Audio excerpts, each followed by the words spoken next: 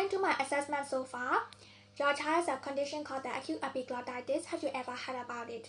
Okay, that's okay. Let me try and explain it for you. Wait a moment, please.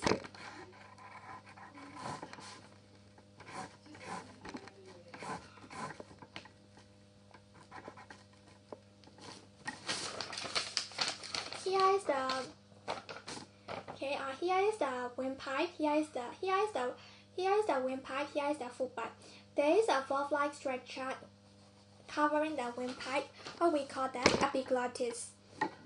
To prevent, there is a valve-like structure covering the windpipe, what we call epiglottis, to prevent footfall passing down into the windpipe. Are you along with me so far?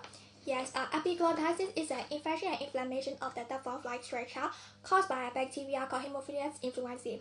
You don't need to remember the name, it's just for knowledge. And it's just for knowledge.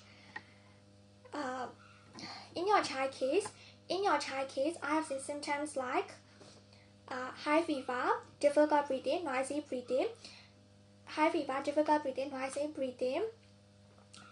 muffled voice, difficulty in swallowing, and drooling of the saliva. In physical examination, I can see that he has a typical posture, saying that epiglottitis. He has a typical posture called the tripod posture. And he has a stridor. He has a stridor, and he's sitting with a typical tripod posture. So all of these facts are pointing toward the epiglottitis. Are you along with me so far? Okay.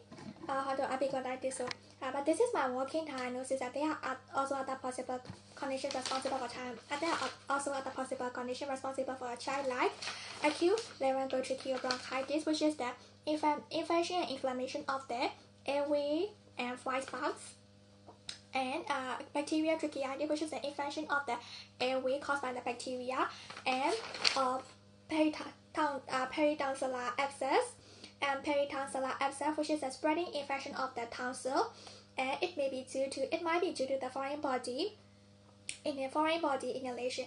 However, these are all less likely, and I roughly ruled out this in my history and examination. Are you okay? Are you with me so far? Okay. Do you have any questions? Yeah. I don't mean to scare you, but acute epiglottitis is a serious condition. It means if left untreated, it can lead to the obstruction of the airway, which cut off the oxygen supply to the whole body, which cut off the oxygen supply to the whole body. So this can be life-threatening. But don't worry. You did a very great job by bringing him here, and all of these can be prevented with a timely treatment. So I will refer him immediately to the hospital. I will call the ambulance. We are already giving him an oxygen by face mask. And while waiting for the ambulance, I will liaise with the pediatric specialist and give the Ceftriaxone for the first dose of antibiotics. So, did you have any drug allergy? Yeah, sounds good. So Ceftriaxone 50 mg per kilogram will be given intravenously via IV line. At the hospital, further investigation can be done by specialist, and he will be closely monitored. A small tube called the endotracheal tube, a small breathing tube called the endotracheal tube, can be inserted into the airway to make it open. Depending on the child condition, a small breathing tube, what we call the endotracheal tube, can be inserted into the mouth, into the airway to make it open. And if it fails, surgery might be needed. But don't worry, all of these will be done by experienced anesthetic, experienced specialists, and most of the cases like this, and most of the cases recover with the timely antibiotic treatment. So, okay, do you have any questions? Okay, since it's a notifiable disease, we need to notify the public health authority.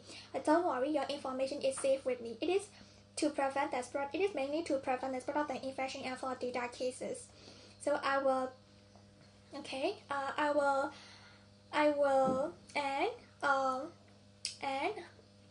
for those who are in close contact with the child, will need to take an antibiotic treatment as well. I will prescribe rifampicin. And prescribed rifampicin, and since it's a vaccine preventable disease, I recommend you to take the vaccine immunization according to the schedule.